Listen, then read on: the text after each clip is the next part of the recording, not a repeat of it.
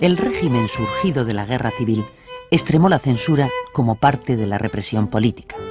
En marzo de 1941 se ordenó revisar todas las películas autorizadas en los primeros meses de la posguerra.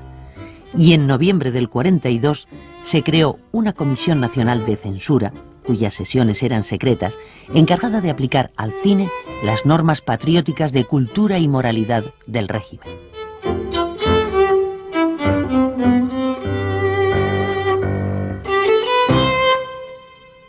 Repasar las hojas de censura de los censores de aquella junta famosa de la dictadura en la posguerra es como leer un juguete cómico o unas poesías festivas, porque se llegó a unos extremos tan absurdos, tan ilógicos, que hoy no puede más que divertirnos.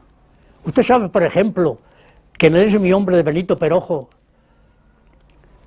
el censor suprimió la voz de un vendedor de periódicos solamente porque gritaba «la libertad, el liberal».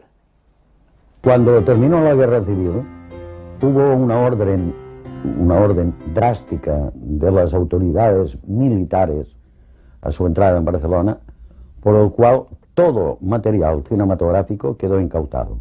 El Servicio de Recuperación del Ejército se apoderó de ello, se lo cargó en camiones y en medios de transporte, lo llevó a Burgos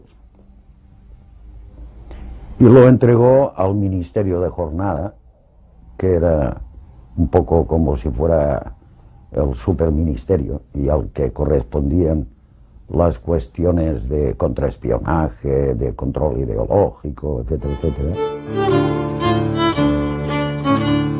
Las imágenes de los documentales requisados sirvieron para identificar y posteriormente detener a centenares de personas. Con ello, la censura quedaba directamente unida a la represión política. La censura revisó todas las películas estrenadas antes de la guerra y muchas fueron prohibidas. Así, Amor solfeando quedó proscrita en 1942 tras haber sido proyectada en toda España. La segunda lección no está del todo mal. En Don Quintín el Amargao, cortada ya en el 36 por la Junta Censora de Sevilla, se suprimieron los planos de una pintada con la hoz y el martillo en una pared de fondo. Maldita su vida mala, malditas todas sus horas. Querida Rosa, en estos momentos en que seguramente me necesitas... Rinconcito madrileño fue prohibida en el 42 por contar la historia de una madre soltera. De Dolores. Te abraza tuyo, Mario. Bonita eres, chiquilla.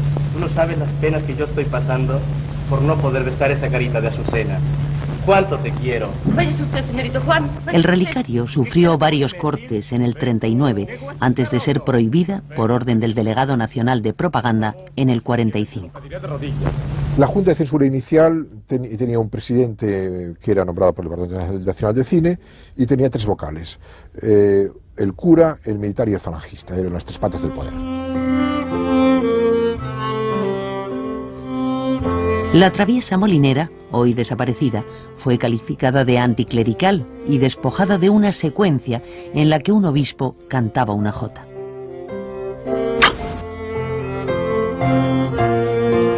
La actuación más drástica de la censura se produjo con Nuestra Natacha, adaptación de la obra de Casona, que no solo fue prohibida, sino entregada al fuego purificador.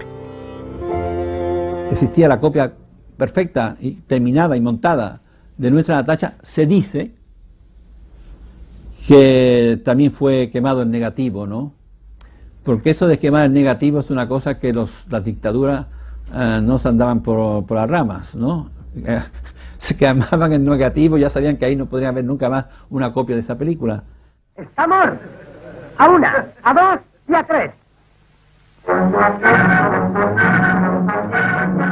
La alegría de la huerta fue una de las películas prohibidas para la exportación, no por cuestiones morales o políticas, sino por temor a que dieran una penosa impresión de la producción nacional. En algunos casos, no solo se impidió la venta de las películas en el extranjero, sino que se vetó su exhibición en locales de primera categoría en Madrid y Barcelona. Esta censura de gusto, que enjuiciaba los valores de la producción cinematográfica, se mantuvo hasta 1953. Esta práctica, que hoy parece absurda, respondía al propósito oficial de que nuestro cine diera siempre una buena imagen de España.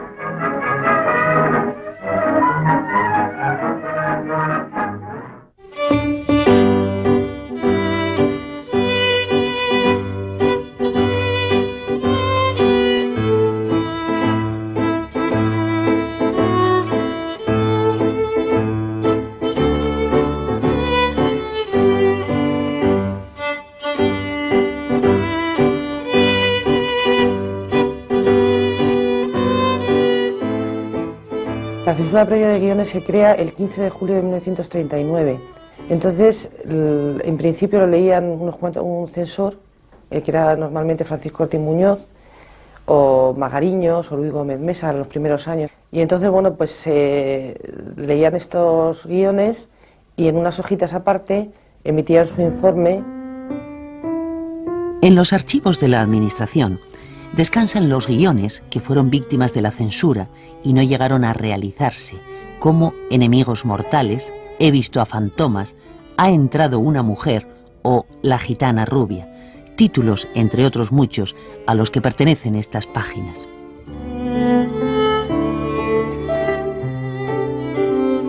Pero la censura de guiones no era el único instrumento de control sobre el cine. También había que presentar un detallado proyecto empresarial y obtener un permiso de rodaje.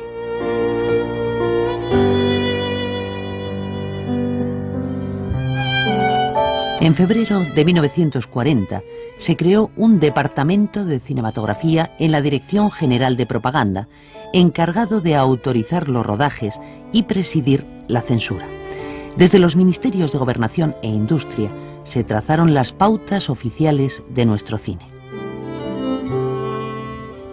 La censura y la protección son dos caras de la misma moneda y definen la labor intervencionista del Estado. La censura tiene, llamemos, tres mecanismos. Uno de prohibir. Prohíbe las películas y punto. La otra opción es el corte parcial e incluso muy amplio. Y la tercera opción es película condenada a no ser de interés especial y a no tener protección, entonces la película se hunde.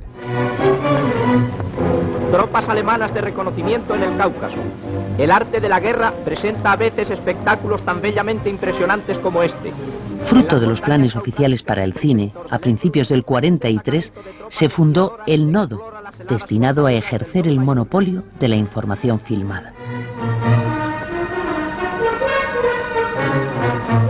Nodo se creó como prohibiendo todos los demás noticiarios. Directamente no existía censura en el Nodo.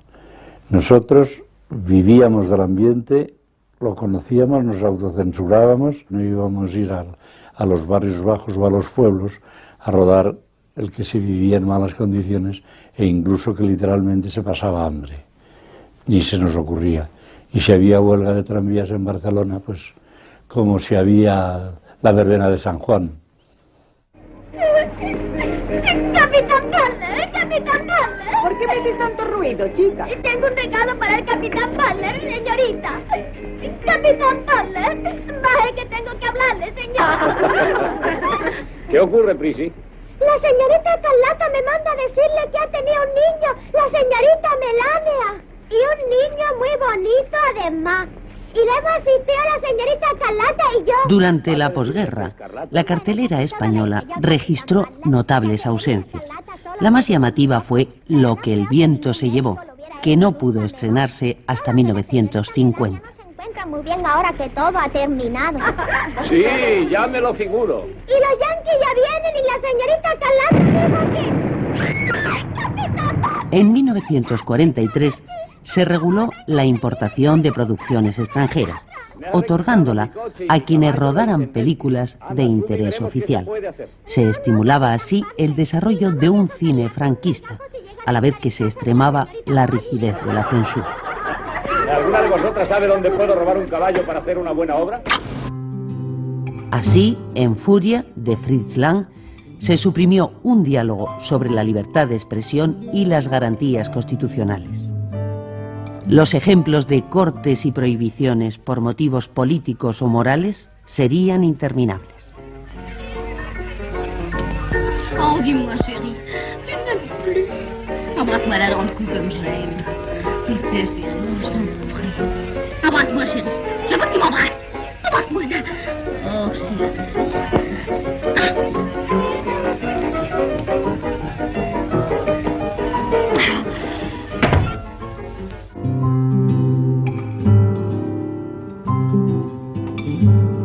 Los efectos de la represión política alcanzaron a personajes famosos de Hollywood que habían expresado simpatías por la República. El 2 de abril de 1940 quedó prohibido citar en la publicidad a 29 cineastas americanos.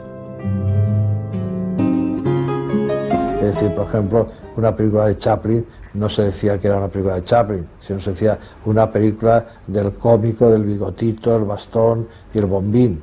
O una película de Joan Crawford se decía, bueno, la película de la célebre estrella de los ojos más bonitos de Hollywood.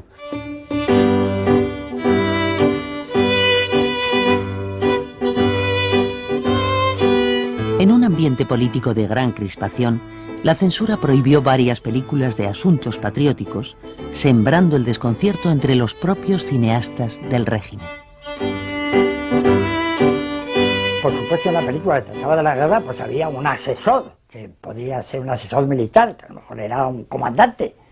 Pero ¿qué pasaba? Que se terminaba la película, la veía, digamos, el Estado Mayor o una serie de generales y no les parecía suficientemente saltadora de valores militares. Y si esto llegaba a grados muy altos, pues prohibía las películas.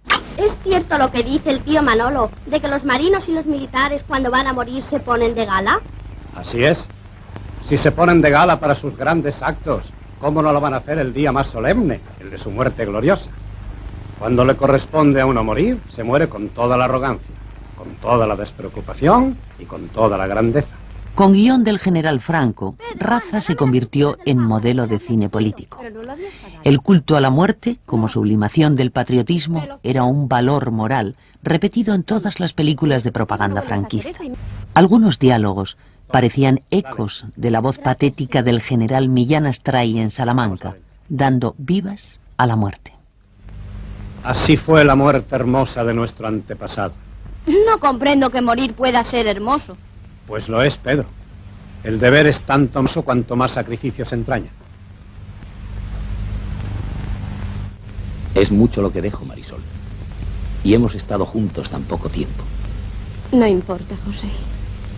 Nuestra vida. Aquel fue un cine sin besos, con menos escenas de amor que de guerra, en unos tiempos que España vivía sometida a la disciplina de un cuartel y a la moral pública de un convento. Adiós, Marisol.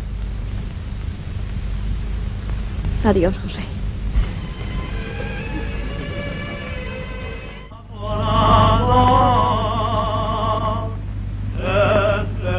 Oye esa canción. Así es el alma de Asturias, como esta noche clarina y serena. Y así somos los asturianos y los soldados de España.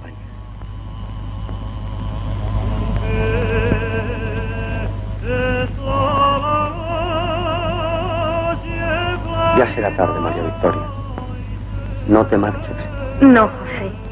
Ya no.